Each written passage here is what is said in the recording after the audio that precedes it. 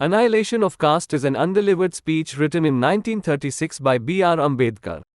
The speech was to be delivered at an anti-caste convention held in Lahore by Hindu reformers. However, upon reviewing the written speech, the conference organizers deemed it too controversial, and subsequently revoked Ambedkar's invitation to the conference. Ambedkar proceeded to self-publish the speech, which gained widespread popularity and prompted translations into multiple Indian languages. In a letter dated the 12th of December 1935, the secretary of the Jat Pat Torak Mandal, Society for the Breakup of Caste System, an anti-caste Hindu reformist organization based in Lahore, invited Ambedkar to deliver a speech on the caste system in India at their annual conference in 1936. 1. Ambedkar wrote the speech as an essay under the title, Annihilation of Caste, and sent in advance to the organizers in Lahore for printing and distribution.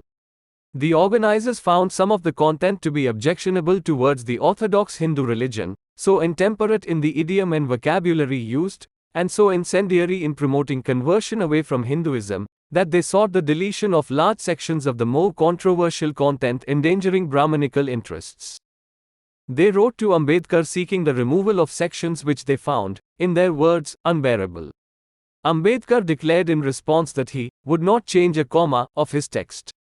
After much deliberation, the committee of organizers decided to cancel their annual conference in its entirety, because they feared violence by orthodox Hindus at the venue if they held the event after withdrawing the invitation to him.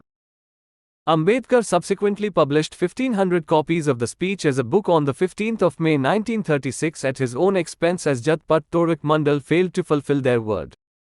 In the essay, Ambedkar criticized the Hindu religion, its caste system and its religious texts which are male-dominant and spreading hatred and suppression of female interests.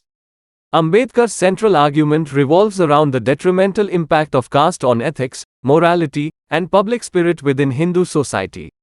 He rejects traditional defenses of caste based on the division of labor, purity of blood, and historical legitimacy. Instead, he argues that caste is a divisive force, creating a hierarchy that impedes social cohesion.